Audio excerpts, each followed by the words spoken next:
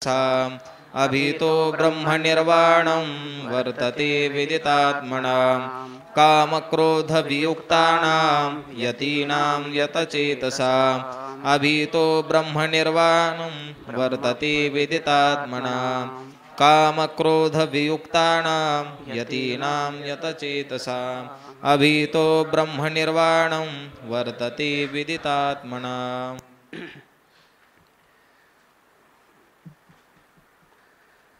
नमो ज्ञानेश्वराद नमो ज्ञानेश्वरा निवृत्ति उदारा सुपर्णदेवा मुक्ताबाई नमो त्रिभुवन पावणी आद्यत्रय जननी देवांची जयांचे केलिया स्मरण होय सकळ विद्यांचे अधिकरण तेची बंधू श्रीचरण श्रीगुरूंचे ते नमस्कारोणी आता कामक्रोधवियुक्तानां यतीनां एतचेतसां अभितो ब्रह्मनिर्वाणं वर्तते विदितात्मनां।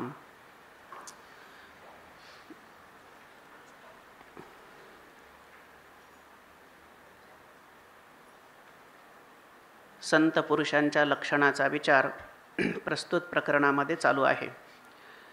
ज्या पुरुषांनी प्रयत्नपूर्वक तारुण्यामध्ये कामक्रोधादिकांचे वेग सहन केलेले आहेत, शक्नोति हैवयः सोडून प्राग शरीर विमोक्षणात कामक्रोधोद्भवम वेगम सयुक्तः स सुखी नरः, तो पुरुष युक्त आहे, तोच पुरुष सुखी आहे आणि तोच पुरुष हा मानव आहे।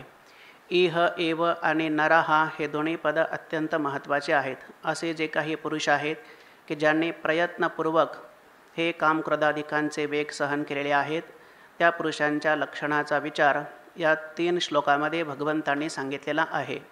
योऽन्तः सुकोऽन्तरा रामः ततःन्तर्ज्योतिरेवयः स ब्रह्मयोगी निर्वाणं ब्रह्मभूतः अधिगच्छति लभन्ते ब्रह्मनिर्वाणं ऋषयः क्षीणकल्मषाः छिन्नद्वैधायतात्मानः सर्वभूतहिते रतः। जे आपल्या सुखाने सुखी आहेत, योऽन्तः सुखः, आपल्यामध्येच जे रममान झालेले आहेत आणि आपल्या ठिकाणी स्वरूपाच्या ठिकाणी ज्यांनी आपलं मन अंतःकरणाची वृत्ती ज्यांनी स्थिर केलेली आहे, किंवा मन शब्दाचा अर्थ ज्योतीसुद्धा आहे। ज्योती म्हणजे मनः ज्योतिरित्य अभिधीयते, मनाला ज्योती असं म्हणतात। ती ज्योती म्हणजे प्रकाश, आपल्या प्रकाशानेच जे प्रकाशित झालेले आहेत। तस्य भासा सर्वम इदम विभाती न तत्र चक्षुर् न तत्र सूर्यो भाती चंद्रतारकम नेमा विद्युतो भांति कुतोयमग्नि तमैव भांतम अनुभाती सर्वम तस्य भासा सर्वम इदम विभाती, त्याच्या प्रकाशानेच ते स्वतः प्रकाशित आहेत। सुकोऽन्तरा रामः तथान्तर्ज्योतिरेवयः स योगी ब्रह्मनिर्वाणं ब्रह्मभूतः अधिगच्छति, असे जे ब्रह्मवेत्ते पुरुष आहेत ते ब्रह्मनिर्वाण शांतीला प्राप्त होतात। लभन्ते ब्रह्मनिर्वाणं ऋषयः क्षीणकल्मषाः, इथे ऋषी असा शब्द जरी आला असला तरीसुद्धा ऋषया मंत्रद्रष्टारः असा त्याचा अर्थ इथे प्रस्तुत प्रकरणामध्ये नाही आहे। वशिष्ठादयः ऋषयः मंत्रद्रष्टारः असा आचार्यांनी भाष्यामध्ये लिहिलेला आहे, पण इथे ऋषी शब्दाचा अर्थ योगी असा आहे। ऋषी म्हणजे की जे जन्मतःच जे त्यांच्या अंतःकरणामध्ये मलविक्षेप निवृत्त झालेले असतात, ज्याला युक्त योगी असं म्हणतात। इथं आल्यानंतर जे साधन भजन करतात त्यांना युंजान योगी असं शास्त्राने म्हटलेलं आहे। या ठिकाणी इथे योगी असा शब्द आलेला आहे। तो योगी शब्द म्हणजे मनुष्य जीवन प्राप्त झालेला आहे, महापुरुषांचा संश्रय झालेला आहे, मुमुक्षुता तीव्र वैराग्य आहे, नित्यानित्य विवेक आहे, आणि असा जो या साधनाने संपन्न असलेला पुरुष आहे, अंतःकरणाची शुद्धीसाठी ज्याने निष्काम कर्माचरण जीवनामध्ये स्वीकारलेला आहे, आणि क्रमशः ज्याला क्रममुक्ती असं म्हणतात, हळूहळू ढाळे ढाळे केतुलेनी एके वेळे मार्गाचे निबळे निश्चित ठाके, अशा प्रकारचा जो पुरुष आहे, असा जो व्यक्ती आहे तो इथे ऋषी शब्दाचा अर्थ आहे। साधना करून जो मुक्त झालेला आहे असा ऋषी आहे। लभन्ते ब्रह्मनिर्वाणम, हा पुरुषसुद्धा निर्वाण शांतीला प्राप्त होतो, म्हणजे न तस्य प्राणाः उत्क्रामन्ति अत्रैव समवलीयन्ते ब्रह्मैव सन् ब्रह्माप्येति, तो पुरुष याच ठिकाणी मुक्त होतो। लभन्ते ब्रह्मनिर्वाणं ऋषयः, त्या ऋषींचे विशेषण दिलेले आहेत 4। कसे आहेत ते ऋषी? तक्षीण कल्मषः, ज्यांचे कल्मष सर्व नष्ट झालेले आहेत। कल्मष शब्दाचा अर्थ आहे पाप किंवा पाप वासना, ज्यांच्या अंतःकरणामधून सर्वतोपरी नष्ट झालेले आहेत। क्षीण कल्मषः छिन्नद्वैधा, संशय हा द्विकोटिक असतो. ज्यांच्या अंतःकरणातले सर्वतोपरी संशय निवृत्त झालेले आहेत. एकही संशय ज्यांच्या अंतःकरणामध्ये राहिलेला नाही आहे. संशय म्हणजे हे प्रमाणगत संशय आहे, प्रमेयगत संशय आहे, श्रवण झालेलं आहे, मनन झालेलं आहे, निदिध्यासन झालेलं आहे. अशा प्रकारे ते भिद्यते हृदय ग्रंथी छिद्यन्ते सर्व संशयाः क्षीयन्ते चाश्च कर्माणि तस्मिन् दृष्टे परावरे यस्मिन् सर्वाणि भूतानि आत्मैवाभूत्विजानतः तत्र को मोहः कशोक एकत्वम अनुपश्यताम्. अशा प्रकारची स्थिती ज्याला प्राप्त झालेली आहे, शोकनिवृत्त हा पुरुष झालेला आहे. लभन्ते ब्रह्म ऋषयः क्षीणकल्मषः छिन्नद्वैधा यतात्मानः सर्वभूतहिते रतः. जे यतात्माना म्हणजे ज्यांनी आपल्या मनावरती विजय मिळवलेला आहे, ज्यांनी इंद्रियसुद्धा आपले ताब्यात ठेवलेले आहे, ज्यांनी प्रत्याहार केलेला आहे. खालारा धावे पाणी भ्रमर पुष्पाचे घाणी. जसं भ्रमर हे फुलाकडेच धावत असतं, पाणी जसं डोंगरावरून खालीच वाहत असतं, त्याप्रमाणे इंद्रियांचा स्वभाव आहे की ते इंद्रिय आपापल्या विषयापर्यंत जाणार. श्रोत्रेंद्रिय जे आहे त्याला श्रवण विषय श्रवण करावासा वाटणार. पंच ज्ञानेंद्रिय आहेत आणि पंचकर्मेंद्रिय आहेत. प्रत्येक इंद्रिय हे आपल्या आपल्या विषयापर्यंत जाणार आहे. ज्ञानजनकानी ज्ञानेंद्रियानी जे ज्ञानाची निर्मिती करवून देत असतात त्यांना ज्ञानेंद्रिय असं म्हणतात. आणि जे कर्माची कर्म निर्माण करतात त्यांना क्रियाजनकानी कर्मेंद्रियानी असं म्हटलेलं आहे. वाक पाणी पात पाळी आणि उपस्थ हे 5 कर्मेंद्रिय आहेत. श्रोत्र त्वक चक्षु रसना आणि घ्राण हे 5 ज्ञानेंद्रिय आहेत. प्रत्येक इंद्रिय हे आपापल्या विषयापर्यंत जात असतं. परंतु या ठिकाणी मात्र असा हा विश्वविजेता पुरुष आहे की ज्याने यतात्मानः, ज्याने अशक्य कोटीतली गोष्ट आहे चित्तावरती निर्बंध करणं हे पाहिजे तितकी सोपी गोष्ट नाही. चित्तावरती छान व्याख्यान करता येतं, ते बोलता पण येतं, पण बोलणाऱ्याचं चित्त कुठं जातं याचा काही तपास लागत नाही. यतात्मानः पंचदशीमध्ये वर्णन केलं आहे. अप्यब्दीपानान् महतः सुमिरोन्मूलनादपि अपि वन्यशनात् साधोः विषमश्चित्त निग्रहः. अशक्य गोष्टी शक्य होतात, पण चित्तावरती नियंत्रण करणं अत्यंत अवघड जातं. पण हा पुरुष असा आहे, ला महामानवी पुरुष असं म्हणतात, ज्याची आत्म्याची परिच्छिन्नता निघून गेलेली आहे आणि ब्रह्माची परोक्षता निघून गेलेली आहे. दोन्ही भ्रांती ज्याच्या उडालेल्या आहेत, केवळ दृङ्मात्र अफूट स्थितीला जो प्राप्त झालेला आहे त्या पुरुषांच्या लक्षणाचा हा विचार चाललेला आहे. यतात्मानः आणि सर्वभूत हिते रतः. सबंध प्राणीमात्रांच्या विषयी अंतःकरणामध्ये दयार्द्रतेचा भाव त्यांच्या अंतःकरणामध्ये आहे. असं 4 विशेषणाने युक्त या ऋषी म्हणजे योगी संत महात्म्याचं वर्णन या ठिकाणी केलेलं आहे. तर पुढे माऊलींनी सुद्धा त्याच्यावरती भाष्य केलेलं आहे, त्याचा विचार आपण केलेला आहे. संतांचं वर्णन करत असताना माऊलींच्या वाणीला हा बहर येत असतो. भावाविष्काराची संधी त्यांना जिथं जिथं मिळेल तिथे तिथे त्यांची त्यांची प्रतिभा त्या ठिकाणी सतत सातत्याने विहार करत असते. माऊलींना फक्त ती संधी मिळाली पाहिजे. संतांचं वर्णन करणं हा ज्ञानेश्वर माऊलींच्या आवडीचा विषय आहे. याचं उदाहरण म्हणजे ज्ञानेश्वरीतील मंगलाचरण हे त्याचं खऱ्या अर्थाने उदाहरण आहे. माऊली जेव्हा याचं वर्णन करतात तेव्हा वर्णन केलं आहे या संतांचं की ते विवेकाचे गाव आहेत, परब्रह्मीचे स्वभाव नाना अलंकारिले अवयव ब्रह्मविद्येचे. याचा विचार आपण कालच्या प्रवचना पाठामध्ये आपण काल या ठिकाणी केलेला आहे. शेवटी निवृत्तीनाथ महाराजांना असं म्हणावंसं लागलं की ज्ञानोबराई जेव्हा संतांचं वर्णन करतात तेव्हा संत म्हणजे निवृत्तीनाथ महाराजांचंच ते वर्णन असतं. संतांना संतांचं केलेलं वर्णन हे आवडत नाही. तेव्हा निवृत्तीनाथ महाराजांनी माऊलींना सांगितलं की ज्ञानोबा, तुम्ही संतांचं वर्णन करीत असताना फार बहारदार वर्णन करता, परंतु संतांचं वर्णन करीत असताना जो विषय चाललेला आहे त्या विषयाला मात्र तुम्ही बगल देताना दिसताय. म्हणून तुम्ही आता तो संतांचं वर्णन सोडून देऊन प्रस्तुत असलेला जो विषय आहे त्या विषयामध्ये अप्रस्तुत बोलणं हे योग्य नाही. तुम्ही आता त्या कथेची आठवण तुम्हाला राहिलेली नाही आहे. कथा शब्दाचा अर्थ आहे कमनाम ब्रह्मस्था तिष्ठती. ब्रह्मस्वरूपामध्ये जी स्थिती करून देत असते तिला कथा असं म्हणतात. तीच कथा तुम्ही सांगा की जे तुम्ही व्याख्यानाला प्रारंभ केलेला आहे. संतस्तवनी रतेसी तसी कथेची सेन करसे निराळे बोल देखसी तरी सनागर. संतांचं वर्णन करत असताना तुम्ही फार रममाण होता, कथेची तुम्हाला आठवण राहत नाही, परंतु मात्र तुमचं एक वैशिष्ट्य आहे, विशेष आहे तुमच्याकडे. तुम्ही काही वेगळं जरी बोलायला लागलात ना तरीसुद्धा फार सुंदर बोलता, असं वाटतं की ते ऐकतच राहावं. निराळे बोल देखसी तरी सनागर. निराळे म्हणजे प्रस्तुत विषयामध्ये जरी तुम्ही एखादं अप्रस्तुत व्याख्यान करायला प्रवृत्त झालात, म्हणजे संतांचं वर्णन जरी तुम्ही करायला लागलात तरीसुद्धा त्या ठिकाणी तुम्ही फार चांगलं व्याख्यान करता असं माऊली म्हणतात. रसातिशय झालेला आहे, कारण रस रसाचा अतिशय जर केला एखाद्या व्याख्यानामध्ये तर जास्त रस ओतण्याचा प्रयत्न केला तर ते रसभंगाला कारणीभूत होत असतं. रसातिशयो ही रसभंगस्य कारणम. झालेला जो रसाचा अतिशय आहे तो रसभंगाला कारणीभूत होत असतो. म्हणून तुम्ही ग्रंथार्थ दीप आता उजळा. ग्रंथ आणि अर्थरूपी दीपक, अर्थारूपी दीपक जो आहे तो तुम्ही प्रकाशित करा आणि आमच्या अंतःकरणामध्ये असलेलं जे अज्ञान आहे त्या अज्ञानाची निवृत्ती करून अद्वैत रूपी प्रकाश तुम्ही आमच्या अंतःकरणामध्ये तेवता ठेवा. अशी आज्ञा, इशारा, असा आशीर्वाद निवृत्तीनाथ महाराजांनी आपल्याला दिला असं ज्ञानेश्वर महाराज समजतात. तोच आशीर्वाद मानतात आणि असं म्हणता क्षणी त्यांनी आपल्या विषयाला प्रारंभ केलेला आहे की आता भगवान श्रीकृष्ण परमात्मा अर्जुनाला काय म्हणालेले आहे त्याचंही वर्णन या ठिकाणी केलेलं आहे.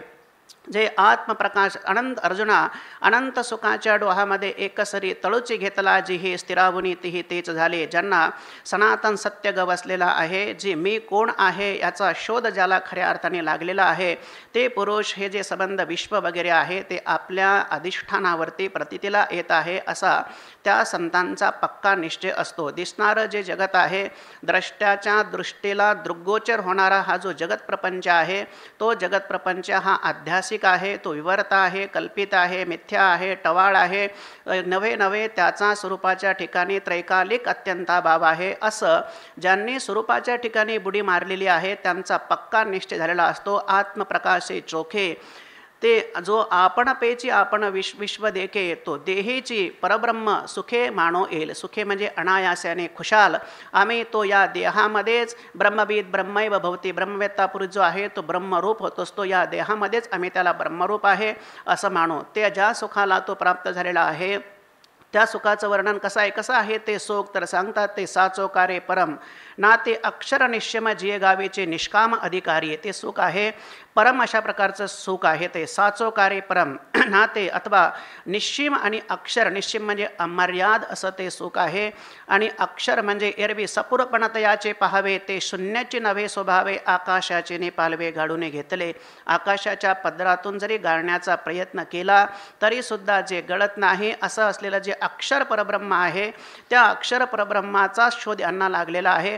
परंतु त्याचे अधिकारी जे असतात ते हेच पुरुष त्याचे अधिकारी आहेत की तैसे आत्मप्रभा नित्य नवी, जो करोने ठाण देवी इंद्रियासी चोरोनी जीवी तयासीच फावे. जे इंद्रियांना चोरून हे याचं ब्रह्मरसाचं आस्वादन करतात त्यांनाच खऱ्या अर्थाने ही स्थिती प्राप्त होते. जे गावेचे निष्काम अधिकारी, जे अपेक्षी जे विरक्ती सदा अनुभवी, जे संते सोहम भावे पारंगती रमेजे जेत. जे सोहम भावामध्ये पारंगत आहेत अशाच प्रकारचे जे लोक आहेत निष्काम पुरुष जे आहे तेच खऱ्या अर्थाने इथले अधिकारी आहेत. ते महर्षी लोकांच्या ते प्राप्त झालेले आहे. महर्षी वाढले, विरक्त लोकांच्या नशिबाला ते आलेलं आहे. विरक्ती भागा फिटले, जे निसंशया पिकले निरंतर. ज्यांच्या अंतःकरणातून संशय सर्वतोपरी निवृत्त झालेले आहेत असे जे काही संत पुरुष आहेत.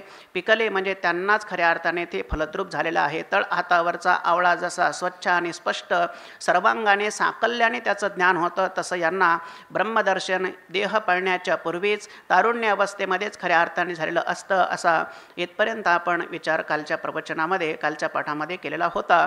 यातलाच एक श्लोक बाकी राहिलेला आहे. 3 श्लोकाचं खरं ते युग्म आहे. संतांचं वर्णन त्या श्लोकामध्ये करत आहे. आता हा श्लोक आहे काम क्रोध वियुक्तानाम यतीनाम यतचेतसाम अभितो ब्रह्मनिर्वाणम वर्तते विदितात्मनाम. 3 श्लोकांमध्ये एकच विषय प्रतिपादन केलेला आहे. काम क्रोधाधिकांनी जे रहित पुरुष झालेले आहेत तेच लोक निर्वाण शांतीला प्राप्त होतात. हे एक सिग्नलच दिलेलं आहे. जे काम क्रोधाने युक्त आहे त्यांनी तर याचा विचारही जीवनामध्ये करता कामा नये. म्हणता भगवंताने हे सावध केलं आहे. आपण कालही एक ओवी सांगितली होती की त्रिविधम नरकस्येदम द्वारम नाशनम आत्मनः काम क्रोधस्तथा लोभस्तस्माद एतत्त्रयम त्यजेत. हे तिन्ही जीवी जव जागती तव बरी निकियाची प्राप्ती माझे कानही नाईकती देवही म्हणे. जोपर्यंत हे अंतःकरणामध्ये जागे असतात, जोपर्यंत यांना अंतःकरणामध्ये स्थान दिलेलं असतं तोपर्यंत हे माझे कानही नाईकती, हे भगवत दर्शन होईल, सनातन सत्याचा साक्षात्कार होईल असं त्यांनी स्वप्नात सुद्धा आणायचं नाही. असंच माऊलींना त्या ठिकाणी म्हणायचं आहे. ते कामक्रोध वियुक्तानां यतीनां यतचेतसाम अभितो ब्रह्मनिर्वाणम वर्तते विदितात्मनाम. इथे सुद्धा वर्णन केलेलं आहे. मानव म्हटला, मनुष्य म्हटला की त्याच्या अंतःकरणामध्ये दोष असतातच. त्यामध्ये आपल्या विचारसागरामध्ये लिहिलेलं आहे की दोष म्हणजे सर्वांना माहिती आहे, मल नावाचा दोष असतो, विक्षेप नावाचा दोष असतो आणि आवरण नावाचा एक दोष असतो. मलाच्या, विक्षेपाच्या, आवरणाच्या व्याख्या विचारसागरामध्ये केलेल्या आहेत. मल म्हणजे अंतःकरणामध्ये जर पाप करण्याची वासना निर्माण होत असेल तर समजून चालावं की आपल्या अंतःकरणामध्ये मल नावाचा दोष आहे.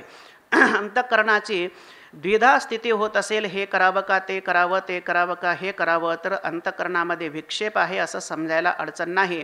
आणि आवरण नावाचा एक दोष आहे, त्याला अज्ञान असं म्हणतात.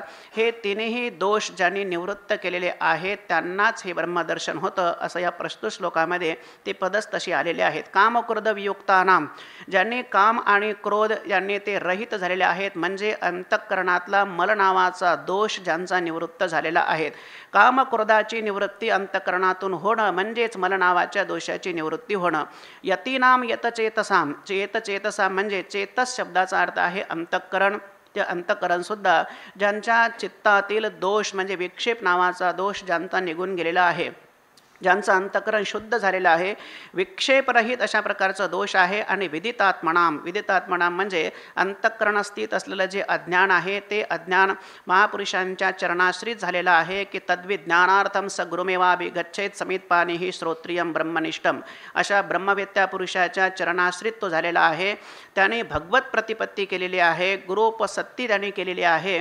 आणि श्री गुरूंनी महावाक्याचा उपदेश केला. महावाक्याची नावे गुरुकृपेचे थावे, माता हात ठेविला नवे थापटिला. जैसा श्रीगुरूंच्या मुखातनं निघालेलं वाक्य त्याच्या कर्णरंध्रापर्यंत पडलेलं आहे. आणि तत्वमसी अशा प्रकारची वाणी, ती गर्जना त्याच्या कर्णरंध्रामध्ये पडता क्षणी होणारं जे ज्ञान आहे ते ज्ञान हे दृढ अपरोक्ष ज्ञान होत असतं. अज्ञान ग्रंथीचं छेदन झालेलं आहे. विदितात्मनाम म्हणजे साक्षात्कारी पुरुष हा झालेला आहे, म्हणजे अज्ञानाची निवृत्ती झाली.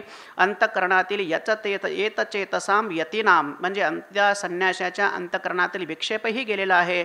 आणि कामक्रोधाची निवृत्ती झाली म्हणजे मलसुद्धा निघून गेला आहे. मल, विक्षेप आणि आवरण या तिन्ही दोषाची निवृत्ती ज्यांची झालेली आहे ते अभितः ब्रह्मनिर्वाणम वर्तते. अभितः नाम उभयतः, उभयतः म्हणजे जिवंत असताना त्याला जीवनमुक्ती प्राप्त होते आणि देह पडता क्षणी तो विदेह कैवल्याला प्राप्त होतो. म्हणजे सर्वत्र त्याला ब्रह्मदर्शनच असतं. ज्या क्षणी त्याला ज्ञान झालेलं आहे त्या क्षणी काही त्याचा देह पडत नाही. जर ज्ञान झालं आणि देह पडला तर ज्ञान हा एक रोग ठरेल. तदुत्तर काळामध्ये सुद्धा प्रारब्ध जोपर्यंत त्याचा शेष आहे तोपर्यंत तो जीवन जगत असतो. प्रारब्ध कर्मणाम भोगाद एव क्षयः. अज्ञानाचा आणि प्रारब्धाचा विरोध नाही आहे, तर अज्ञानाचा आणि ज्ञानाचा आणि अज्ञानाचा विरोध आहे. प्रारब्ध हे त्याचं तसंच असतं. त्या प्रारब्ध आहे ज्ञान झालं तेव्हापासून तर मरण्याच्या अव्यवहित पूर्वक्षणापर्यंत जो मधला काळ असतो त्या काळाला जीवनमुक्ती म्हणतात. आणि देह पडल्यानंतर त्याला विदेह कैवल्याला तो प्राप्त होतो असा श्लोकाचा शब्दशः अर्थ आहे. भगवान माऊलींनी श्लोकावरती भाष्य केलेलं आहे. 2-3 ओळीमध्ये ज्ञानेश्वर महाराज आता याच पदाचं वर्णन करतात. प्रत्येक पदाचं वर्णन माऊलींनी केलेलं आहे. जी ही विषयापासून हिरतले चित्त आपुले आपण जिंतिले ते निश्चित जेत सुतले चेते चिना. जेही म्हणजे ज्या पुरुषांनी विषयापासून हिरतले, विषयापासून हिरतले म्हणजे हिरावून घेतलेलं आहे आपलं चित्त जे आहे. जीही आपुले आपण चित्त विषयापासून हिरतले आणि जिंतिले. ज्या लोकांनी आपलं चित्त म्हणजे आपलं जे मन आहे ते मन विषयापासून त्यांनी परावृत्त केलेलं आहे, त्यांनी प्रत्याहार जीवनामध्ये साधलेला आहे. हिरवे चारी भांबावे पशु असं जसं वर्णन केलं आहे. चारा हिरवा दिसला म्हणजे जसं पशु त्या चाऱ्याच्या दिशेने तिकडे जात असतो, त्याप्रमाणे विषयवृत्तीला प्रतीला आला की इंद्रिय तिथपर्यंत जात असतात. पण मानवी जीवनातला हा सर्वात मोठा पुरुषार्थ आहे की चित्त जरी विषयापर्यंत जात असलं तरीसुद्धा त्या चित्ताला पुन्हा पुन्हा आपल्या ठिकाणी स्थिर करून ठेवणे हाच मानवी जीवनातला खऱ्या अर्थाने पुरुषार्थ आहे. विषयापासून हिरतले, विषयापासून त्याने आपलं चित्त जे आहे ते हिरावून घेतलेलं आहे आणि त्याने आपलं चित्त पुन्हा जिंकलेलं आहे. म्हणजे त्याने मलाची निवृत्ती केलेली आहे, विक्षेपादी इत्यादी दोषांची सुद्धा निवृत्ती केलेली आहे. ते निश्चित जेत सुतले चेतेचिना. आणि अशा प्रकारे चित्त खेचून घेतलेलं आहे, विषयापर्यंत तो जाऊच देत नाही. आणि ते जेत सुतले, निश्चित जेत सुतले चेतेचिना, ते निश्चित रूपाने ज्या ठिकाणी ते निजलेले आहे, ज्या ठिकाणी त्यांची वृत्ती स्थिर झालेली आहे, ते स्वरूप आहे, तेथून आता ते उठायला तयार नाहीत. त्या ठिकाणाहून ते जागेच होत नाहीत. जागे स्वरूपाच्या ठिकाणी आता ते रममाण झालेले आहेत, त्या ठिकाणाहून ते उठायला तयार नाहीत. विषयापासून चित्त निवृत्त केलेलं आहे, चित्तावरती विजय मिळवलेला आहे. ते चित्तच होतं, परंतु त्यामध्ये जो तकार आलेला होता, तो तकार हा विषयाच्या ध्यासामुळे त्याच्या ठिकाणी तो तकार आलेला होता. एकदा विषयाचा ध्यास जर सोडून दिला तर चित्ताला चित बनवावं लागत नाही, तर ते चित्त हे खऱ्या अर्थाने चितच असतं. तो पुरुषार्थ याने जीवनामध्ये साधलेला आहे. आता चित्त हे चित झालेलं आहे, त्यामुळे अनातरी साखरेचा मागोता बुद्धिमंतपणे हे करिता परी उसनवे पंडसुता जयापरी. 8व्या अध्यायामध्ये माऊलीने 2-4 संदर्भ त्या ठिकाणी दिलेले आहेत. एकदा साखरेचा ऊस झाला म्हणजे पुन्हा नंतर त्या ऊसाची साखर एकदा झाली तर नंतर पुन्हा आणखी त्या साखरेचा ऊस आपल्याला बनवता येत नाही. आणखी दृष्टांत माऊलीने 2-3 दिलेले आहेत. 8व्या अध्यायामध्ये हा विचार केलेला आहे. हा स्वरूपाला प्राप्त झालेला पुरुष आहे. काय आहे ते स्वरूप? त्या पुरुषांचं ते साध्य जे आहे ना, ते साध्यच खऱ्या अर्थाने ते स्वरूप आहे. ज्या ठिकाणी ते झोपलेले आहेत ना, ते साध्य त्यांचं नव्हे. जो मानव म्हणून जन्माला आलेला आहे, त्याला 2 हात आहे, 2 पाय आहेत, 1 नाक आहे आणि 2 डोळे आहेत. तो कोणत्या जातीचा आहे, तो कोणत्या धर्माचा आहे, तो कोण्या पंथाचा आहे, याचे निकष फक्त एकच आहे की तो माणूस असला पाहिजे. जो माणूस म्हणून जन्माला आलेला आहे त्या प्रत्येकाचं साध्य हेच आहे की दैनंदिनी झोप तर आहेच आहे, पण ते एक झोप अशी आहे की स्वरूपाच्या ठिकाणी त्यांनी झोपलं पाहिजे. ते स्वरूप तेच त्यांचं लक्ष असतं. त्याला निर्वाण परब्रह्म असं म्हणतात. ते पुढच्या ओळीमध्ये माऊलींनी सांगितलेलं आहे. ते परब्रह्म निर्माण जे आत्मविदांचे कारण, तेची ते पुरुष जाण पंडकुमारा. हे पंडकुमारा जाण, तू ते लक्षात घे. जे आत्मविदांचे कारण ते निर्वाण परब्रह्म. आत्मविदाचे कारण म्हणजे आत्मविद शब्दाचा अर्थ आहे की जे आत्मज्ञानी पुरुष आहे, त्या आत्मज्ञानी पुरुषांचं कारण शब्दाचा अर्थ आहे साध्य. त्यांच्या जीवनातलं साध्य जर कोणतं असेल तर ते निर्वाण परब्रह्म, म्हणजे साध्य जीवनामधलं तेच आहे परब्रह्म निर्वाण. निर्वाण परब्रह्म म्हणजे जे मोक्षपद आहे तेच त्यांच्या जीवनामधलं साध्य आहे. मानवी यह चेद बेदी दत्त सत्यमस्ती न चेदी हा अभेदीन महती विनष्टी, असं उपनिषदांनी वर्णन केलेलं आहे की या जीवनामध्ये जर ते साध्य प्राप्त केलं तर खऱ्या अर्थाने त्याने चांगल्यातलं चांगलं केलं, आणि जर त्याने ते साध्य प्राप्त नाही केलं तर त्याने काहीच चांगलं केलं नाही. ते साध्य या लोकांचं आहे. परब्रह्म निर्वाण आत्मविदाचे कारण तेची ते पुरुष जे आहे ते तेची पंडकुमारा जाणं. हे अर्जुना, खऱ्या अर्थाने ते पुरुष जे आहे ते तत्स्वरूपाला प्राप्त झालेले आहेत असं तू समजून घे. ब्रह्मैव सन ब्रह्माप्येति, त्या तत्स्वरूपाला ते पुरुष आता प्राप्त झालेले आहे. ते ऐसे कैसेने जाहले जे देहीची ब्रह्मत्व आले, हे पुससी तरी भले संक्षेपे सांगो. ते असं कसं झालं? हे लोक जे आहे ते असे कसे ब्रह्मस्वरूपाला प्राप्त झाले? जे देहीची ऐसे कैसे देहामध्ये ब्रह्मत्व आले, ते ब्रह्मस्वरूपाला प्राप्त झाले. हे पुससी, हे जर तू मला विचारत असेल तरी भले सांगो, पण संक्षेपे सांगो. भले म्हणजे चांगल्या प्रकाराने आम्ही तुम्हाला हे सांगणार आहोत, पण विस्तार मात्र याचा आम्ही आता करणार नाही. संक्षिप्तरित्या अत्यंत पदकृत्य पद्धतीने आम्ही या ठिकाणी सामासिक पद्धतीने ते तुम्हाला आम्ही सांगणार आहोत. कसे सांगणार आहेत? हे एक दुसरी प्रक्रिया आता इथून त्याला प्रारंभ करतात. आत्तापर्यंत झाले जो विषय आहे, भगवंतांनी पहिल्यांदाच सांगितलं होतं की अर्जुनाला की मोक्ष आपला संन्यासापेक्षा सुद्धा कर्मसन्यासात कर्मयोग हा विशिष्यते. कर्मसन्यासापेक्षा कर्मयोग जो आहे तो अत्यंत श्रेष्ठ आहे. कारण तुझा साधारणतः भगवंताने अर्जुनाचा अधिकार आवाका पाहून अर्जुनाला आणि अर्जुनाच्या निमित्ताने संबंध मानवसृष्टीला एक उपदेश भगवंताने या ठिकाणी केलेला आहे. कर्मयोग म्हणजे हे जे क्रममुक्ती आहे, एकाला सद्योमुक्ती असं म्हटलेलं आहे आणि एकाला क्रममुक्ती असं म्हणतात. सद्योमुक्ती म्हणजे ज्ञानाने मोक्ष प्राप्त होणे आणि कर्माच्या द्वारा चित्तशुद्धीच्या द्वारा क्रमाक्रमाने मोक्ष प्राप्त होणे हा विषय या अध्यायाचा विशेष आहे. म्हणजे कर्मयोगानेच मोक्ष प्राप्त होतो, अंतःकरण शुद्धीच्या द्वारा त्याला ब्रह्मानुभूती प्राप्त होते असं भगवंतांनी सांगितलेलं आहे. कर्मयोग हा विशिष्यते त्याचं ते वर्णन करत असताना 7व्या श्लोकापर्यंत वर्णन केलं आहे. 7व्या श्लोकापासून योगयुक्तो विशुद्धात्मा विजितात्मा जितेंद्रिय सर्व भूतात्मा कुर्वन्नपि न लिप्यते पश्यन् शृण्वन् पुष्यन्. मग पुढे कर्मयोगाच्या द्वारा प्राप्त झालेली जी स्थिती आहे त्या स्थिती ज्यांनी प्राप्त करून घेतली त्यांच्या लक्षणाचा विचार इथपर्यंत केलेला आहे. ही एक प्रक्रिया आहे, ही एक पद्धत आहे, हा एक साधन आहे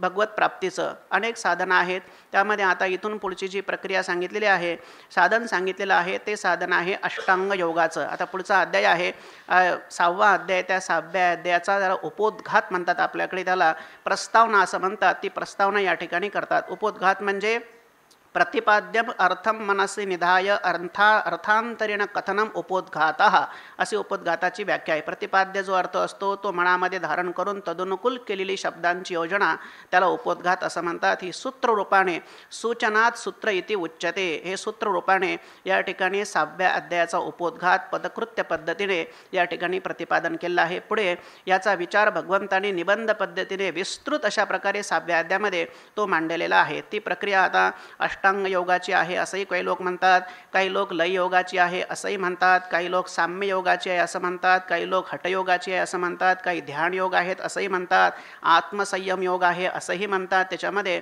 बऱ्याच वेळेला हे संतांकडून ऐकल्याशिवाय पुस्तकामध्ये अनेक पद्धतीने अनेकांनी बहुतांची बहुत मते सर्वांनी अनेक अंगाने त्याचा विचार केलेला आहे. मुमुक्षुला हे संतांनी जे काही सांगितलेलं आहे, माऊली जे सांगतात तेच खऱ्या अर्थाने अर्थाभगायी आहे आणि ते सत्य आहे. ते 6व्या अध्यायामध्ये पुढे भगवान त्याचं प्रतिपादन करणार आहेत. ही प्रस्तावना या ठिकाणी पुढे 6व्या अध्यायामध्ये काय म्हटलं मी 7व्या म्हटलं 6व्या अध्यायामध्ये भगवान पुढे सांगणार आहेत. त्याचं प्रस्तावना या ठिकाणी करतात. हा एक अष्टांग योग या ठिकाणी एक साधन आहे. आता पुससी हे कैसेनी ब्रह्मत्व आले, हे ऐसे कैसेनी झाले जे देहीची ब्रह्मत्व आले, हे पुससी तरी भले संक्षेपे सांगो. संक्षेपाने आम्ही तुम्हाला सांगणार आहोत. आता ज्ञानेश्वर माऊली हे नाथपंथी असल्यामुळे त्यांचा हात खंडा आहे हा विषय सांगण्यामध्ये, त्यामुळे त्यांनी आता पुढच्या अध्यायामध्ये वर्णन केलं आहे. त्याचं सूत्ररूपाने वर्णन या प्रस्तुत श्लोकामध्ये करतात. स्पर्शान कृत्वा बहिर्बाह्यांश चक्षुष्टैवां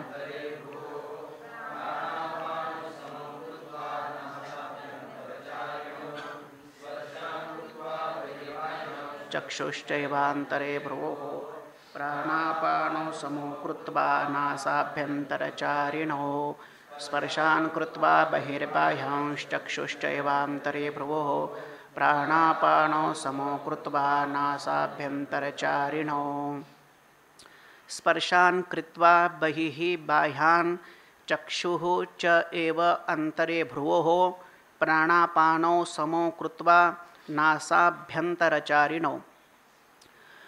बाह्यान स्पर्शान बहिः कृत्वा भ्रुवोः च त्याचबरोबर चक्षुः भ्रुवोः अंतरे स्थापयित्वा किंवा कृत्वा नासाभ्यन्तरचारिणो प्राणापानो समो कृत्वा. पुढच्या श्लोकाशी याचा संबंध आहे, तो श्लोक आपण वाचल्यानंतर वाचूया. बाह्यान स्पर्शान बहिः कृत्वा. बाह्य म्हणजे बाह्य, स्पर्शान शब्दाचा अर्थ आहे विषय. स्पर्श म्हणजे इंद्रिय आणि विषय. स्पर्श शब्दाचाच अर्थ आहे विषय. बाह्यान स्पर्शान बहिः कृत्वा, हे बाहेर असलेले जे काही विषय आहेत हे बहिः कृत्वा म्हणजे ते आपल्या अंतःकरणामध्ये तो घेतच नाही. बाहेरचे विषय बाहेरच ठेवतो, घेत नाही असं म्हटल्यापेक्षा तो त्या विषयांची उपेक्षा करतो, म्हणजे त्याच्या अंतःकरणावरती ते विषय येतच नाहीत, हाच त्याचा खरा अर्थ आहे. बाह्यान प्रशान बहिः कृत्वा च चक्षुः भ्रुवोः अंतरे स्थापयित्वा. चक्षु म्हणजे इथं चक्षु असं एक वचन केलेलं आहे. द्वितीय विभक्तीचं हे एक वचन आहे चक्षु. वास्तविक पाहता डोळे जे आहेत ते भ्रुवोः अंतरे स्थापयित्वा. भ्रुवोः म्हणजे भ्रुकुटी म्हणतो आपण त्याला. दोन भुवयांचा त्याला मिडल पॉईंट मध्यंतरी जी जागा आहे 2 भोव्यांचं बाहुलीने त्याचं वर्णन केलेलं आहे, त्याच्याकरता एक ओवीच खर्च केलेली आहे. त्या 2 भोवयांच्या मध्यंतरी त्याला आज्ञाचक्र तिथं असतं. त्या आज्ञाचक्राच्या ठिकाणी 2 भोवयांच्या मध्यंतरी चक्षुः स्थापयित्वा आपले डोळे जे आहेत तो अत्यंत त्या ठिकाणी स्थिर करतो. वास्तविक पाहता चक्षु हे एक वचन आहे, पण दृष्टी या अर्थाने त्या ठिकाणी त्याचा उपयोग केलेला आहे. म्हणजे डोळे जरी 2 असले तरी दृष्टी मात्र त्याची एकच आहे. तो असे अर्धोन्मिलित नेत्र जे आहे ते दोन्ही भुवयाच्या मध्यंतरी आज्ञाचक्राच्या ठिकाणी तो त्या ठिकाणी स्थिर करत असतो. बाह्य विषय जे आहे ते बाहेरच ठेवतो. आपले डोळे जे आहे ते भ्रूमध्याच्या ठिकाणी भ्रुकुटीच्या ठिकाणी तो स्थिर करतो आणि नासा अभ्यंतरचारिणो प्राणापानो समोकृत्वा आणि नासा म्हणजे नासिकेमध्ये असलेले जे काही प्राण आणि अपान आहेत, नासाभ्यंतरचारिणो नासिकेमध्ये संचार करणारे. नासिका म्हणजे नाक आहे, त्याची उजवी नाडी उजवी बाजू आणि डावी बाजू. ते डावी नाडी जी आहे त्याला इडा असं म्हटलेलं आहे आणि उजवी जी नाडी आहे तिला पिंगला असं म्हटलेलं आहे. आणि पाठीमागचा जो कणा आहे मधली त्याला सुषुम्ना नावाची नाडी म्हटलेली आहे. प्राण ते आहे ना, रेचक, पूरक आणि कुंभक त्या नाड्यांच्या माध्यमातून तो साधला जातो. म्हणजे आतमध्ये घेतलेला जो प्राण असतो, आतमध्ये घेतलेला जो वायू आहे त्याला पूरक असं म्हणतात आणि बाहेर जो श्वास निश्वास टाकलेला असतो त्याला रेचक असं म्हणतात. आणि मध्यंतरी ते थांबवल्यांची जी प्रक्रिया होत असते त्याला कुंभक असं म्हणतात. अशा प्रकारचा हा प्राणायाम या ठिकाणी करतो. नासाभ्यंतरचारिणो प्राणापानो समोकृत्वा प्राण आणि अपानांना तो सारखा करतो. याचं वर्णन नाही का मागे यज्ञ सांगितले होते 4थ्या अध्यायामध्ये. प्राण काय अपाणे जिह्वती प्राणम प्राणे पाणम तथा परे प्राणापान गतिरुद्ध्वा प्राणायाम परायणाः. तिथे सुद्धा प्राणाच्या संदर्भामध्ये 2-3 यज्ञाचा 4 यज्ञाचा जवळजवळ विचार केलेला आहे. प्राणापानांना तो त्या ठिकाणी सम करतो. अशा प्रकारची ही एक साधना आहे. पुढच्याही श्लोकामध्ये त्याचं वर्णन केलं आहे. आणि त्याचा इंद्रिय जय साधलेला आहे आणि यातून सुद्धा त्याला तेच साध्य प्राप्त होतं की जे ज्ञानाने मिळतं, तेच साध्य मात्र त्याला निष्काम कर्मयोगाच्या माध्यमातून जे मिळतं तेच याला अष्टांग योगाची प्रक्रिया कुंडलिनी जागृत केल्यानंतरही त्याला तेच साध्य प्राप्त होतं. एवढा विषय या ठिकाणी सांगायचा आहे. आता याने सुद्धा साधना करत असताना काय जीवनामध्ये पुरुषार्थ केलेला आहे त्याचंही वर्णन माऊलींनी या श्लोकामध्ये केलेलं आहे. असा श्लोकाचा शब्दशः अर्थ आहे. माऊली भाष्य करतात. तरी वैराग्याचे आधारे जे हे विषय दवडोनी बाहिरे शरीरी एकंदरे केले म्हण. काय केलं याने? बाह्यान स्पर्शान बहिही कृत्वा. पण कोणत्या माध्यमातून? वैराग्याचे आधारे. वैराग्य हा त्याचा आधार आहे. म्हणजे हेच त्याचं खऱ्या अर्थाने बळ आहे, त्याचा टेकू आहे. जसं म्हणतात ना, म्हातारा माणूस आहे, त्याची काठी जर का कुठं विसरून राहिली तर त्याला चालता येत नाही. तसं वैराग्याचं हे बळ आहे. साधना करण्यासाठी प्रवृत्त झालेला जो माणूस आहे त्याला वैराग्य धारण करावंच लागतं. ती साधना त्याची कोणतीही असली तरीही सुद्धा.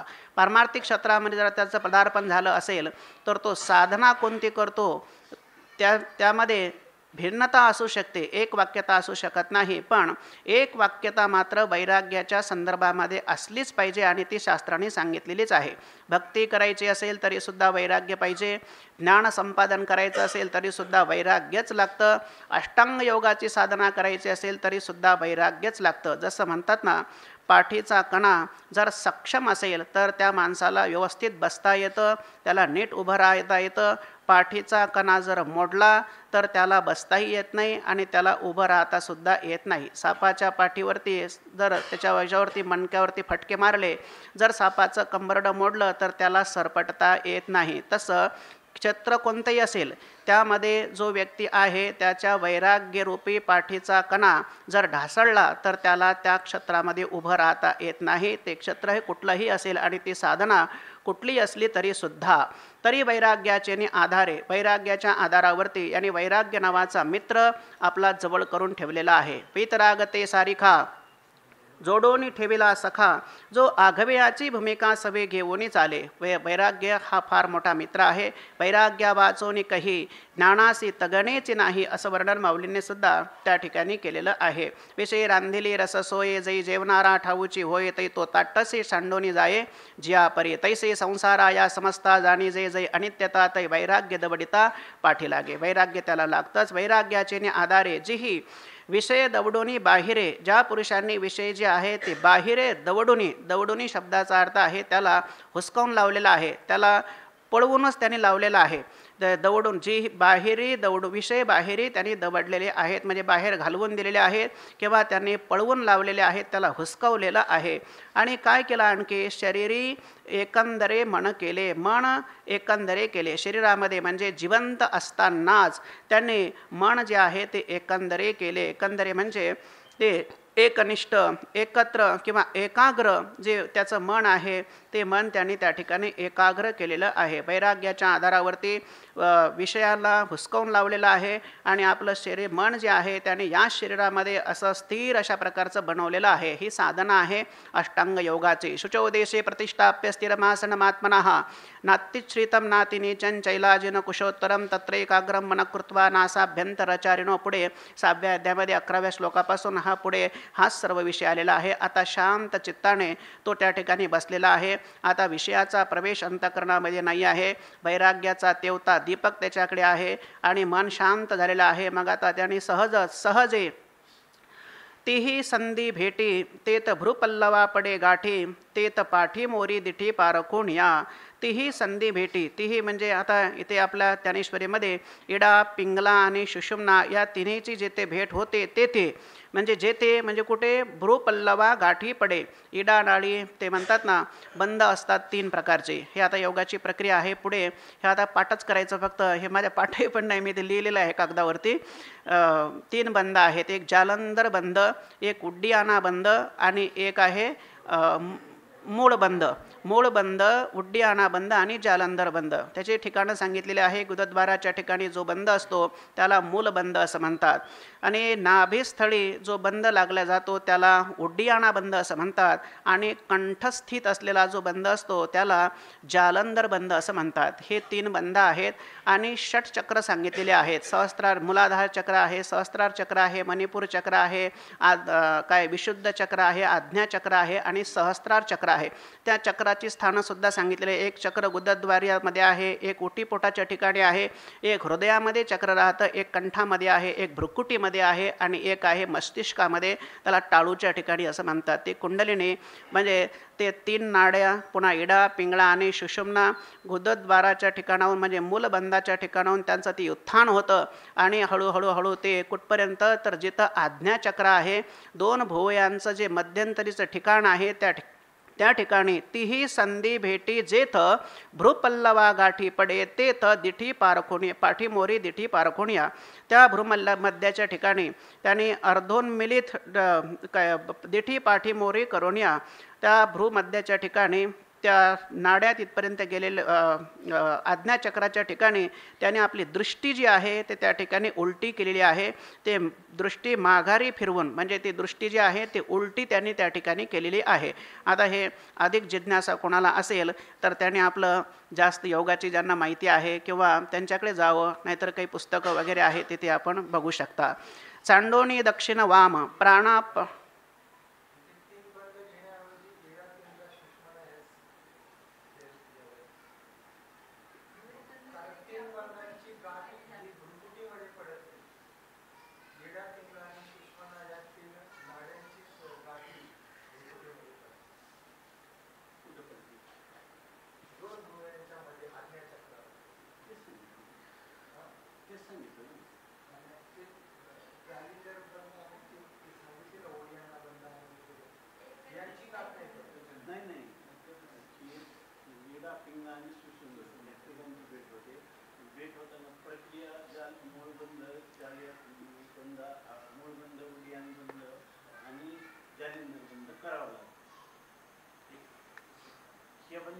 प्रक्रिया करावी लागते की ते पण सांगितलं त्याच्यामध्ये.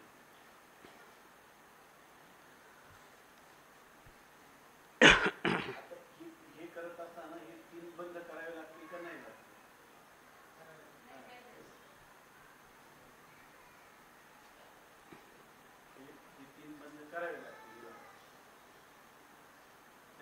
गाठ नाही पडणार तर तीन बंधाचं साह्य होईल. साह्य निधा पिंगला आणि सुषुम्ना या तिन्ही एक होतून भ्रूमध्यामध्ये त्यांची भेट होईल. म्हणजे कुंडलिनीचा प्रवास मूळ बंधापासून तर आज्ञाचक्रापर्यंत होईल. आज्ञाचक्रच ना, आज्ञाचक्रापर्यंत होईल. आणि तिचा प्रवास सहस्रार चक्रापर्यंत होईल. आणि तिथून पुढे त्याच कुंडलीचा प्रवास तिथून पुढे केलेल्या साधनेने सहस्रार चक्रापर्यंत होईल. तिथून पुढे तुम्हाला वाटतं तर भीष्माचार्यांसारखं निर्यानाला स्वेच्छा पण होऊ शकतात किंवा ब्रह्मस्वरूपाच्या ठिकाणी लीन होऊ शकतात. संडोनी दक्षिण वाम प्राणापान सम चित्तेशी योम गमिये करीती. दक्षिण वाम सांडोनी. दक्षिण म्हणजे उजवं आणि वाम म्हणजे डावा. म्हणजे एक दक्षिण नाडी म्हणजे ज्याला पिंगला म्हणतो आपण, आणि वाम म्हणजे डावी नाडी म्हणजे इडा ज्याला म्हणतो आपण, ते वाम प्राणापान सम. प्राण आणि अपान जे आहे ते त्या माध्यमातून त्याने सारखे केलेले आहेत, कुंभक साधलेला आहे. आणि चित्तेशी योम गमिये करते. आणि चित्त प्राणापान सम चित्तेशी योम गामीन चित्तेशी योम गामीये करती. चित्तेशी चित्ताला जे आहे ते योमगामीये करती. योमगामी म्हणजे ते आकाशामध्ये जाणारे किंवा त्याला मूर्ध्नी आकाश असं म्हणतात. ते चित्त जे आहे ते मूर्ध्नी आकाशामध्ये त्या ठिकाणी ते स्थिर करतात. आता ते चित्त मूर्ध्नी आकाशामध्ये ते स्थिर झालेलं आहे. मग आता ते त्यातून वेगळं करता येत नाही. जी स्थिती निष्काम कर्माच्या द्वारा प्राप्त झालेली आहे त्या चित्ताचाच बाद झालेला आहे, चित्त विषयापासून बाजूला केलेला आहे. तसाच प्रकार हा इथे सुद्धा घडलेला आहे. चित्त जे आहे ते आता मूर्ध्नी आकाशामध्ये स्थित झालेलं आहे. त्या चित्ताला आता तिथून बाजूला काढता येत नाही. मग अशी ओवी सांगितल्याप्रमाणे, ना तरी साखरेचा मागवता बुद्धिमंतपणे हे करिता परी उस नभे पंडसुता जयापरी. आता ते चित्त त्या मूर्ध्नी आकाशामध्ये स्थित झालेलं आहे. त्याच्याकरता जसा दृष्टांत माऊलीने आता पुढे दिलेला आहे, मध्यंतरी श्लोक आहे, कसं ते बाजूला करता येत नाही त्याच्याकरता दृष्टांत आहे. मध्यंतरी माऊलींने एक श्लोक 28 नंबरचा श्लोक आहे, त्याचं वाचन करूया. यतेंद्रिय मनोबुद्धिर मुनिर्मोक्षपरायणः विगतेच्छा भयक्रोधो यः सदा मुक्त एव सः. यतेंद्रिय मनोबुद्धिर मुनिर्मोक्ष विगतेच्छा भयक्रोधो यः सदा मुक्त एव सः. यतेंद्रिय मनोबुद्धिः मुनिर्मोक्ष विगतेच्छा भयक्रोधो यः सदा मुक्त एव सः. यतेंद्रिय मनोबुद्धिः मुनिः मोक्षपरायणः विगतेच्छा भयक्रोधः यः सदा मुक्त एव सः. यतेंद्रिय मनोबुद्धी, ज्याने मन, इंद्रिय आणि बुद्धी यांना संयमित केलेला आहे. मोक्षपरायण जो मोक्षपरायण आहे. विगत इच्छा भय क्रोध, ज्याच्यापासून इच्छा, भीती आणि क्रोध सर्व निघून गेलेले आहेत. यहा मुनी, अशा प्रकारचा जो मननशीलत्वात मुनयः, अशा प्रकार जो मुनी आहे तो सदा मुक्त सदा मुक्त एव. तो जो मुनी आहे तो सदा उभयतः, अभितः नाम उभयतः मुक्त, तो निर्वाण शांतीला प्राप्त झालेला आहे, असा श्लोकाचा शब्दशः अर्थ आहे. आता जे चित्त मूर्ध्नी आकाशामध्ये स्थिर झालेलं आहे ते बाजूला काढता येत नाही, त्याकरता माऊलींनी दृष्टांत दिला. तेथ त्या ठिकाणी अशी स्थिती आहे की जैसे रत्योदके सकळे घेऊनी गंगा समुद्री मिळे, मग एकेकू वेगळे निवडू नये.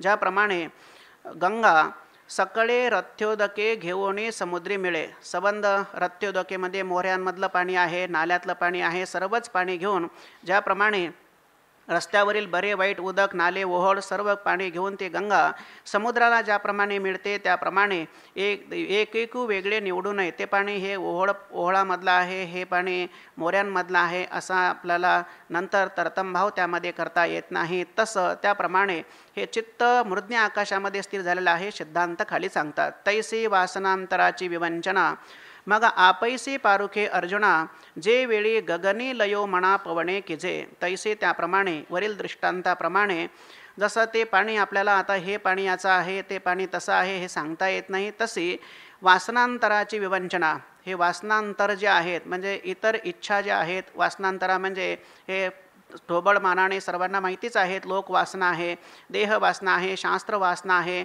मानसिक ज्या काही वासना आहेत, ह्या संबंध वासनाची जी विवंचना, त्याची जी काही निवड आहे, ती निवड मग आपैसी अर्जुना पारुखे, आपसुकच आपोआप ते त्या ठिकाणी नाहीसे होते, ते त्या ठिकाणी राहत नाही, वासनाच त्या ठिकाणी शिल्लक राहत नाही.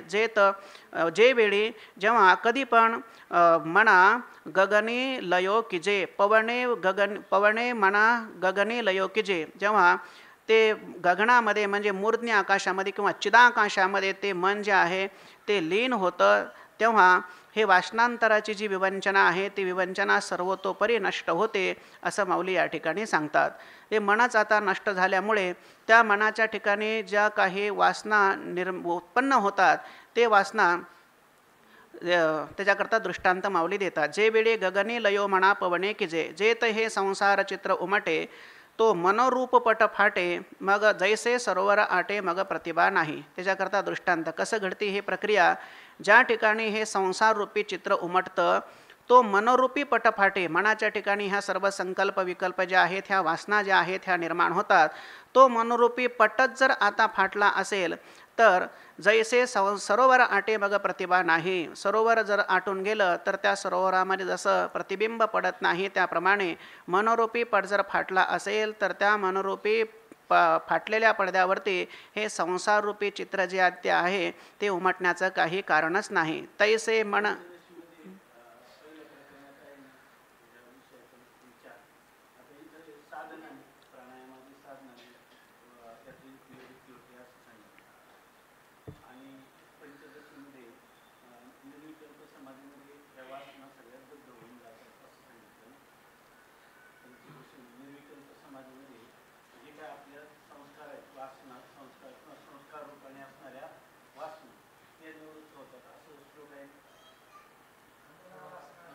अमुना वासना झाले निश्चेषम प्रविलापिते धर्म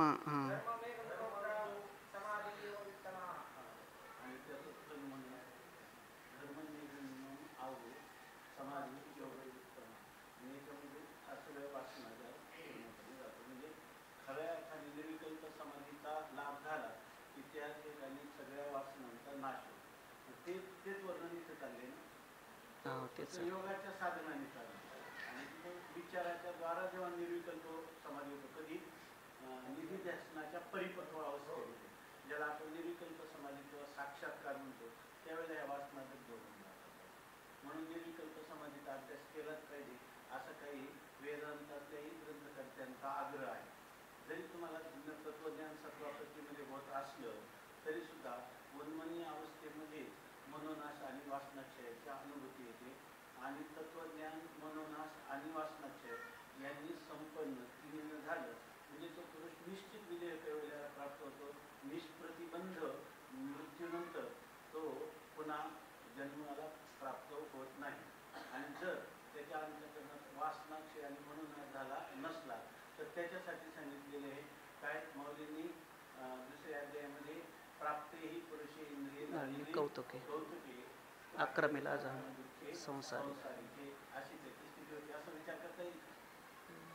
हा विचार करता येईल का?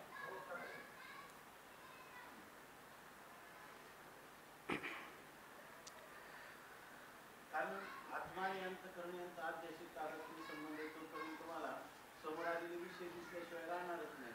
ते विषय कधी दिसणार नाही आणि कधी संकल्प उत्थान होणार नाही. जेव्हा तुम्ही कधीतरी संकल्प विवर्जित अंतःकरणाची स्थिती अनुभवली असली तर, आणि संकल्प विवर्जित अंतःकरण म्हणजे आता महाराजांनी सांगितलं त्याला चित्त म्हणतात. आणि त्या चित्तमध्ये संकल्प पडला की त्याला काय म्हणतात? जीव म्हणतात. बरोबर ना? आणि त्या जीवामधून जर संकल्प निघून गेले तर त्याला चित्त म्हणतात किंवा त्याला ब्रह्म म्हणतात, आत्मा म्हणतात. ऐकून म्हणून अध्यात्माचा प्रकार फक्त विषय समजावून घ्यावे आणि त्या शब्दांचं मागोवा घ्यायचा एवढाच नसून अनुभूती प्रकाश जर व्हायचा असेल तर त्याच्यासाठी हे सगळे माइलस्टोन किंवा मैलाचे दगड शास्त्रकारांनी जतन करून ठेवले. आणि त्याच्यामध्ये जतन करणारे शास्त्रकार संत म्हणजे ज्ञानोबा आहेत. तुम्ही आचार्यांचं वाङ्मय पाहता, आचार्यांच्या वाङ्मयामध्ये आग्रह धरलेला दिसत नाही. पण ज्ञानोबारायांनी आग्रह धरणं मननाश वाचनाच्या आग्रह धरणाऱ्यांचं देखील या ठिकाणी समर्थन केलेलं, स्पष्टीकरण केलेलं, ही गोष्ट विसरता कामा नये.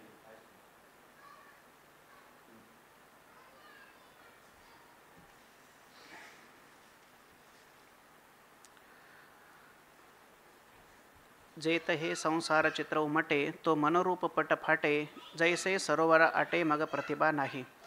सरोवर आटलं म्हणजे जसं प्रतिबिंब पडत नाही, त्याप्रमाणे मनोरूपी पट फाटला म्हणजे हे वासनारूपी जे चित्र आहे ते त्या मनामध्ये अंतःकरणामध्ये उमटत नाही. तैसे मन येत मुद्दल जाय, मग अहंभावादिक की आहे म्हणून शरीरेची ब्रह्म होये अनुभवितो.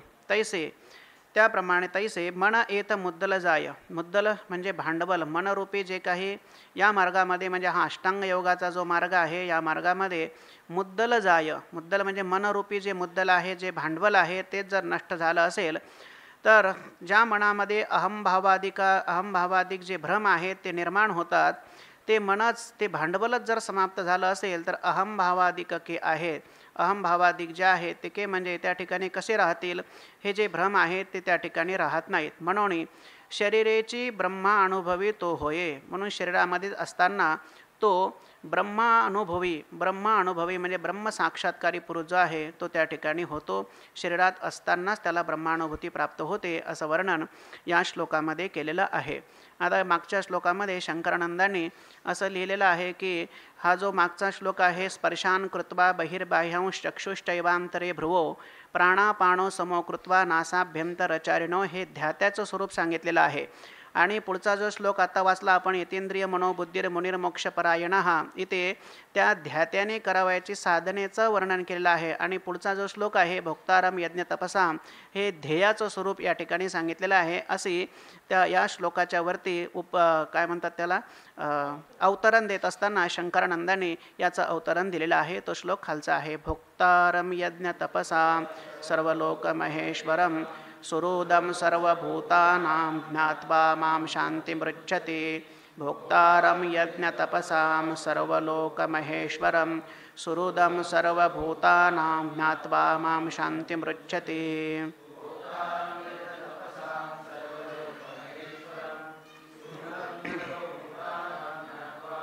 शान्तिमृच्छति. भोक्तारं यज्ञतपसां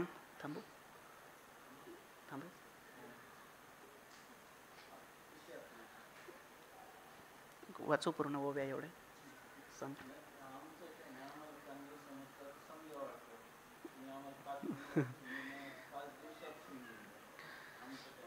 भोक्तारं यज्ञतपसां सर्वलोकमहेश्वरं सुहृदं सर्वभूतानां ज्ञात्वा मां शान्तिमृच्छति. यज्ञतपसां भोक्तारं सर्वलोकमहेश्वरं सर्वभूतानां सुहृदं मां ज्ञात्वा शान्तिमृच्छति.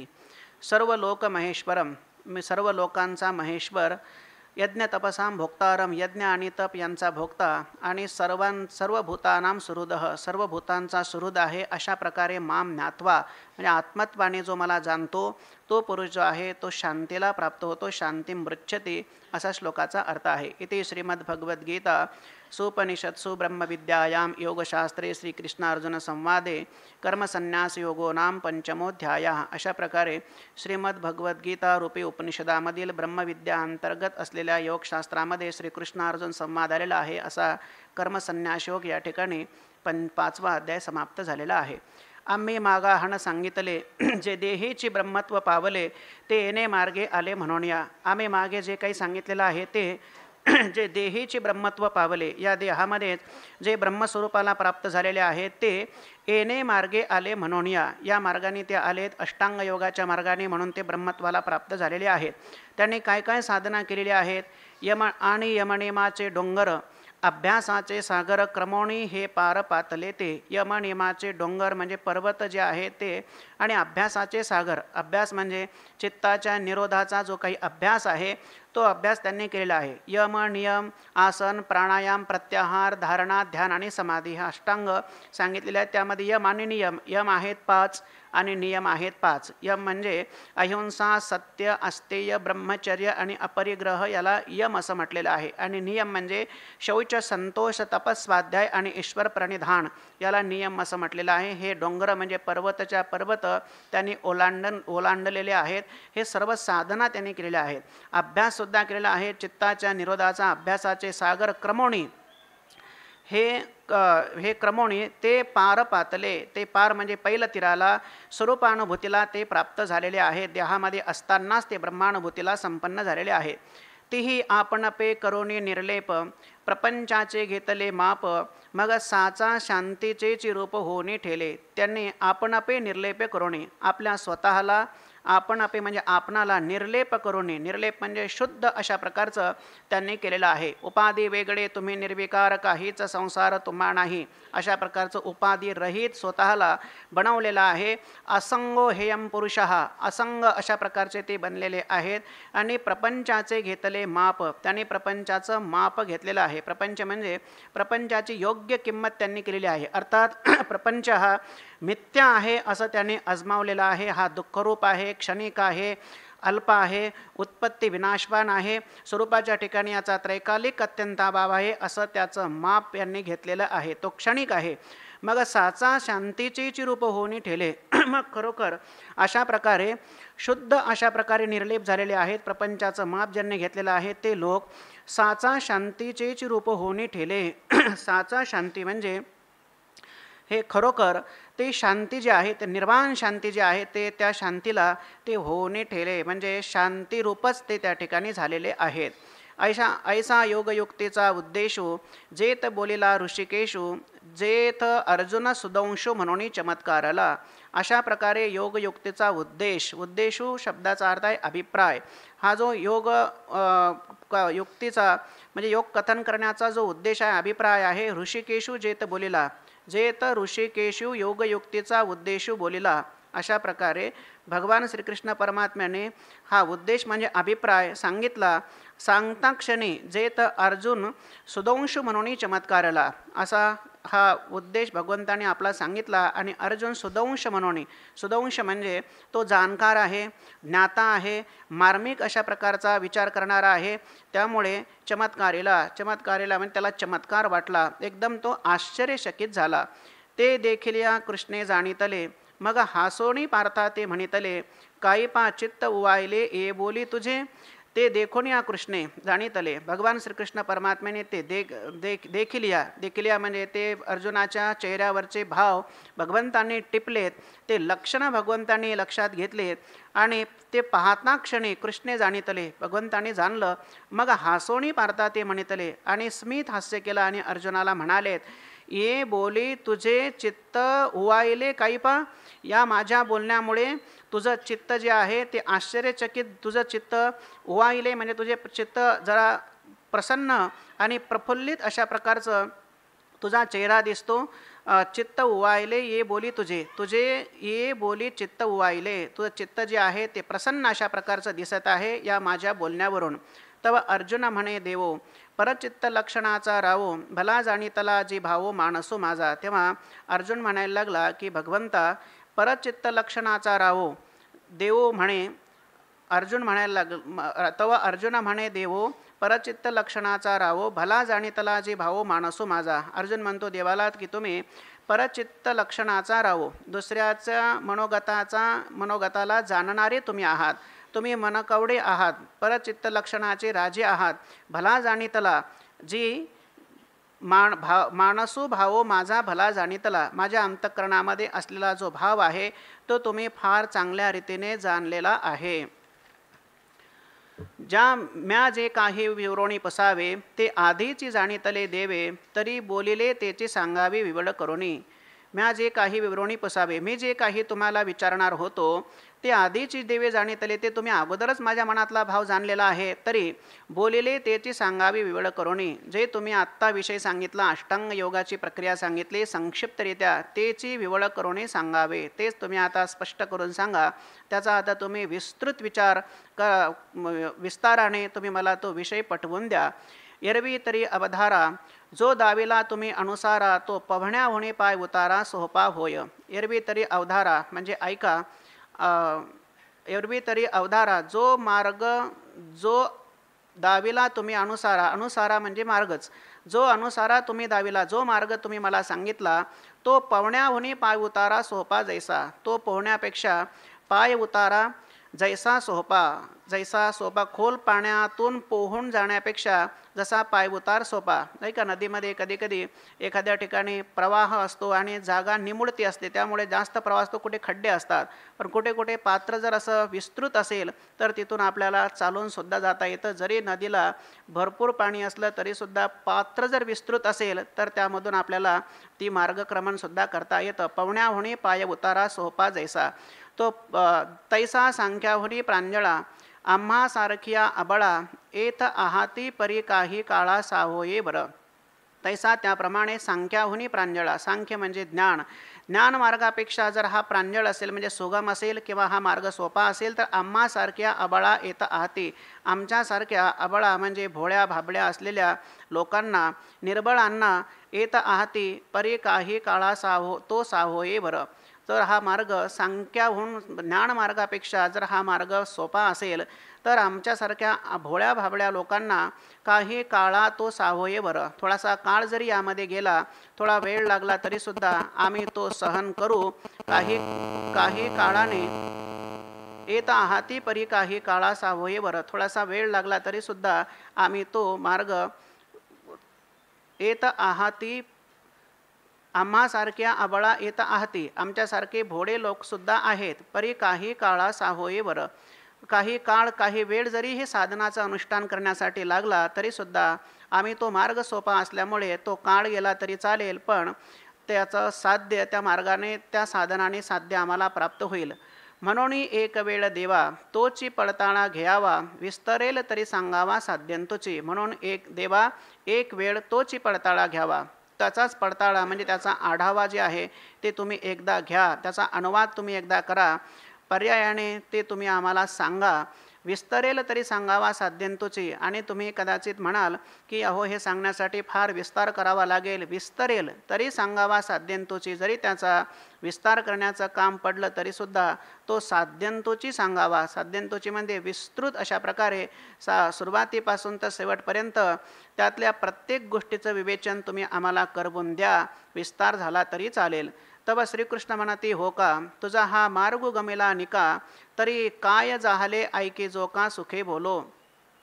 तव श्रीकृष्ण म्हणती हो का, तुझा हा मार्ग निका गमिला, तुला हा मार्ग चांगला पटलेला दिसतो, तरी काय झाले ऐके जो का सुखे बोलो. तर आम्हाला सांगायला काय झालं, तर हा तुला मार्ग जर आवडला असेल, ज्ञान मार्गापेक्षा सोपा आहे असं तुला वाटतं, ते आम्ही सांगण्यासाठी प्रवृत्तच झालेलो आहोत. तुला आवडला असेल तर काय झाले ऐकिजो, आम्हाला सांगायला काय झालं ऐकिजो. तुमची ऐकण्याची तयारी असेल तर आम्ही ते सांगायला प्रवृत्त झालेलोच आहोत. सुखे बोलो, आम्ही तुम्हाला ऐकिजो का सुखे बोलो, आम्ही तुम्हाला सहज त्या मार्गाचं विवेचन करवून सांगू. तुम्हालाच का सांगू, कारण तुम्ही तसे आहात ऐकणारे म्हणून आम्ही तुम्हाला सांगणार आहोत. अर्जुना तू परिससी परिसोनी अनुष्ठिसी, तरी आम्हासीच वाणी कायसे सांगावयाची. अर्जुना तू ऐकतोस आणि ऐकून त्याचं अनुष्ठानसुद्धा जीवनामध्ये करतोस, म्हणून आम्हासीच सांगावयाची वाणी कायसे. आम्ही तर शब्दप्रभूच आहोत, आम्हासीच ते वाणी सांगावयाची वाणी कायसे. ते आम्हाला सांगण्यासाठी काहीही आमच्याकडे दुष्काळ नाही आहे, न्यूनता नाही किंवा त्याची वाणवा आमच्याकडे नाही. आम्ही ते मार्ग तुम्हाला त्याचं विवचन विस्तृत करून आम्ही सांगेल. आता माऊलींनी या ठिकाणी समीक्षा केलेली आहे. इथून पुढच्या 4 ओव्यांमध्ये माऊली सांगतात भगवंतांनी भगवान सांगायला प्रवृत्त झालेले आहेत, मार्गाचं विवेचन करतात. त्या संदर्भी भगवंताच्या विषयी माऊली थोडी समीक्षा करतात. आधीच चित्त मायेचे वरी मीश जाहले पडियंतयाचे, आता ते अद्भुतपण स्नेहाचे कबन जाणे. आता अर्जुनाने विचारलेलं आहे आम्हाला सांगा, भगवान सध्या प्रसन्नतेने प्रवृत्त झालेले आहेत सांगण्यासाठी त्या भगवंताचं वर्णन करतात. आधीच चित्त मायेचे, अगोदरच माऊली म्हणतात चित्त आईचं आहे आणि वरी मेष पर्यंत झाले आणि त्यातल्या त्या आवडीचं पर्यंत याचे म्हणजे आवडल्याचे किंवा पुत्राचं निमित्त झालेलं आहे. आईचं चित्त आहे आणि पुन्हा आवडती व्यक्ती आहे म्हणजे त्या आईचा पुत्रच जर असेल तर आता ते अद्भुतपण स्नेहाचे कवण जाणे. त्या स्नेहाचं अद्भुतपण जे आहे ती आई त्या मुलावरती किती प्रेम करेल याचा अंदाज करता येत नाही. कवण जाणे कसे आहे ते प्रेमाचं स्वरूप भगवंताच्या दृष्टीचं वर्णन करतात. ते म्हणो कारुण्य रसाची वृष्टी की नवया स्नेहाची सृष्टी हे असो नेनेजे दृष्टी हरीची बाणू. भगवंताची दृष्टी कशी आहे सांगतात. ते म्हणो कारुण्य रसाची वृष्टी, कारुण्यरूपी रसाची जणू काही वर्षाव होत आहे की काय. की नवया स्नेहाची सृष्टी, नवया म्हणजे नवीन जे काही लग्न झालेले असतात त्यांच्या स्नेहाची सृष्टी म्हणजे त्यांचं जे काही प्रेम असतं त्यांची दृष्टी असते. नव्या स्नेहाची सृष्टी हे असो जाऊ द्या. नेनेजे दृष्टी हरीची बाणू, त्या हरीच्या दृष्टीचं वर्णन जे आहे ते आपण काहीही करू शकत नाही. अशा प्रकारचं अर्जुनावरती भगवंताचं अलौकिक असं प्रेम आहे. जी दृष्टी कशी आहे अमृताची ओतली की प्रेमाची पिवणी मातली म्हणून अर्जुन मोहे गुंतली निघो नेणे. ते अमृताची ओतली, ओतली म्हणजे अमृताची ओतीव अशा प्रकारची पुतळी किंवा की प्रेमाची पिवणी मातली किंवा प्रेमरूपी प्रेमच तिने पिलेलं आहे आणि ते प्रेम पिऊन मदोन्मत्त झालेली आहे. म्हणून अर्जुन मोहे गुंतली निघून येणे, अर्जुनाच्या मोहामध्ये जी गुंतली तर त्यातून मात्र ती काही निघायला तयार नाही. ते धुंद अशा प्रकारची झालेली आहे. हे बहु जे जे जेल्पी जेल ते त कतेसी फाकू होईल परी ते स्नेह रूपा नयेल बोलवरी. हे बहु या भगवंताच्या या दृष्टीविषयी किती जरी आपण बोललो, बहु जल्पी जेल किती उपमा आपण दिल्या तरीसुद्धा ते तर कथेसी फाकू होईल. ही कथा जी आहे ते तर विषांतर होण्याची शक्यता आहे. परंतु ते स्नेह रे जे आहे ते रूपा नयेल आणि बोलवरीसुद्धा नयेल. ते शब्द ते प्रेम जे आहे ते आपल्याला मूर्त रूपामध्ये ते कधी येऊ शकणार नाही आणि शब्दाने सुद्धा भगवंताचं अर्जुनावरती किती प्रेम आहे हे आपल्याला काहीही सांगता येणार नाही. म्हणून विसुरा काय येणे तो ईश्वरू आकळावा कवणे, जो आपुले मान नेणे आपणाची, जो आपणाची आपुले मान नेणे तो ईश्वरू कवणे आकळावा. ज्याला आपलं स्वतःचंच प्रमाण ज्या ईश्वराला माहिती नाही त्या ईश्वराला दुसऱ्या कोणी बरं त्याला गवसणी घालावी, त्याचं वर्णन कोणी करावं. म्हणून विसुरा काय येणे, विसुरा म्हणजे यामध्ये आश्चर्य करण्याचं काहीही कारण नाही. विसुरा काय येणे आश्चर्य करण्याचं कारण नाही. काय येणे तो ईश्वरू आकळावा कवणे, जो आपुले मान नेणे आपणाची. तरी मागील ध्वनी आतू मज गमला सावियाची मोहितू, जे बलात्कारे असे म्हणतू परिस बापा. तरी मागील ध्वनी आतू, मागील म्हणजे मागच्या वर्णनावरून म्हणजे देवाचं प्रेम त्या अर्जुनावरती किती आहे यावरून मज सावियाची मोहितू गमला. मला सावियाची म्हणजे सहजच अकस्मात नखशिखांत जे आहे ते मोहितू गमला म्हणजे अर्जुनावरती नखशिखांत भगवंतांनी प्रेम केलेलं आहे. सावियाची सहजच भगवंताने अर्जुनावरती प्रेम केलेला आहे. मोहितू सावियाची गमला म्हणजे झाला. भगवान परमात्मा जो आहे मागील ध्वनी आतू, मागील म्हणजे देवाचं प्रेम अर्जुनावरती किती आहे या सूचित अभिप्रायावरून मज गमला सावियाची मोहितू, जे बलात्कारे असे म्हणतो परिस बापा. बलात्कारे म्हणजे बळद जबरदस्तीने अर्जुनाला म्हणत आहे की अर्जुना बलात्कारे असे म्हणतो परिस बापा. अर्जुनाला म्हणतो जर बळद जबरदस्तीने आता मी तुम्हाला सांगायला प्रवृत्त होत आहे, तुम्ही ते आता ऐका. अर्जुना जेने जेने भेदे तुझे का चित्त बोधे, तैसे तैसे विनोदे निरोपी जेल. अर्जुना जेने जेने भेदे, ज्या ज्या प्रकाराने ज्या ज्या प्रक्रियेने ज्या ज्या साधनाने तुझे चित्त बोधे, तुझ्या चित्ताला बोध उत्पन्न होईल तसं तसं मी विनोदे म्हणजे अत्यंत मनोरंजकपणे किंवा कौतुकाने हे तुझ्यासाठी निरूपण करण्यासाठी तुझ्यासाठी मी निरूपण करणार आहे. तो काहीसया नाम योगू तयाचा कवण उपेगू अथवा अधिकार प्रसंगो कवनायत. तो काहीसया नाम योगू, कोणत्या नावाचा तो योग आहे तयाचा कवन उपयोगो, त्याचा उपयोग नेमका काय आहे, आणि त्या योगाची साधना करणारा जो अधिकारी आहे अथवा अधिकार प्रसंगो कवना येतं, तेव्हा त्या योगाची साधना करणारा जो अधिकारी आहे त्या अधिकाऱ्याचं काय लक्षण आहे हे सर्व आम्ही तुम्हाला पुढे सांगणार आहोत. ऐसे जे जे काही उक्त असे ए ठाई ते आघवेची पाहे सांगेना आता. अशा प्रकारे जे जे काही ए ठाई उक्त असे हे सांगण्याजोगं जे जे काही असेल ते आघवेची आता सांगेन पाहि. ते सर्वच गोष्टी ज्या आहेत ते मी आता या ठिकाणी सांगणार आहे. तू चित्त देवनी अवधारी ऐसे म्हणून श्रीहरी बोलीजेल ते पुढारी कथा आहे. तू चित्त देऊन मात्र लक्षपूर्वक तू ऐक. ऐसे म्हणून श्रीहरी अशा प्रकारे भगवंतांनी म्हटल्यानंतर ऐसे म्हणून श्रीहरी बोलीजेल ते पुढारी कथा आहे. अशा प्रकारे ते लक्षपूर्वक तो ते ऐका. ती कथा जी आहे ते भगवान परमात्मा पुढच्या 6व्या अध्यायामध्ये सांगणार आहेत. श्रीकृष्ण अर्जुनेचे संगो न सांडोनी सांगेल योगो तो व्यक्त करू प्रसंगो म्हणे निवृत्ती दासो. भगवान श्रीकृष्ण परमात्मा अर्जुनेशी संगो न सांडिता म्हणजे अर्जुनाची संगती सहवास सख्यभाव त्यांची मित्रता जी आहे ते न सोडून देताना योगू सांगेल. त्यांना जीव ब्रह्मैक्य ज्ञान जे आहे ब्रह्मविद्या जे आहे ते त्यांना प्रतिपादन करणार आहे. तो व्यक्त करू प्रसंगो ज्ञानदेव म्हणे.